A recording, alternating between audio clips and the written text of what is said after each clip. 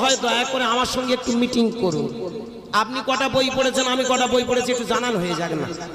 হ্যাঁ, অকারণে আমি চলে গেলে চিটিংবাজ ছেলে এসব কীর্তন শোনা পাপ, কীর্তন শোনা। হ্যাঁ, আপনারা এই পাপ পুণ্যের বিচার করেন, এটা ব্রাহ্মণ নিন্দা করা পাপ কি? কিন্তু আমি বলবো, যারা সমাজটাকে নিন্দার জগতে ফেলে রেখে, যারা সাধারণ মানুষকে নিন্দা করে, সেটা কি পাপ নয়? जिंदगी पसंद है तो डीमैट। বাবা মরে গেছে 4-5 দোষ। আমি খুঁজে খুঁজে 4-5টা ঠাকুর মশাইয়ের কাছে গেছি। পাদ মানে কি গো? কেউ বলতে পারলো না। বলে ও তোর মাথায় ঢুকবে না।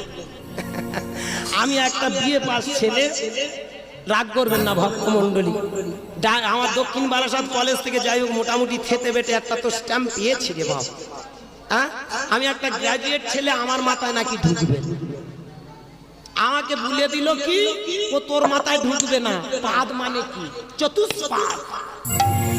চতুষ মানে চার। আমি বাড়িতে গিয়ে ডিকশনারি খুলেছি, খুলে খুলে হিসেব করে দেখি দুটো জিনিস পেয়েছি। পয়াকাদ্য পাদ মানে চরণ, আর পয়াকাদ্য পাদ মানে পেছন থেকে ফুঁস। এবার আমার মাথায় ঢুকলো 4 পাদ মানে কি? বাবার কি 4টে পা গজিয়ে গেছে? হ্যাঁ, 4 পাদ দোষ মানে 4টে পা হয়েছে, তাহলে বাবা তো জানোয়ার হয়ে গেছে। আরে বাবাকে জানোয়ার বানিয়ে দিয়েছে ওরা,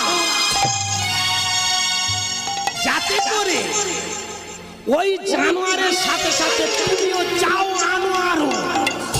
তোমার বাবা জানোয়ারও আর তুমি যাও আনোয়ারও। না, বলা একটু ভুল হচ্ছে মনে হয়। কথাটা ভাববেন আস্তে। কীর্তন মানে কি? নিমাই চাঁদ একটা ব্রাহ্মণের ছেলে হয়ে প্রতিবাদ করেছিল, কোনোদিন ভেবে দেখেছেন? সেইখানে দাঁড়িয়ে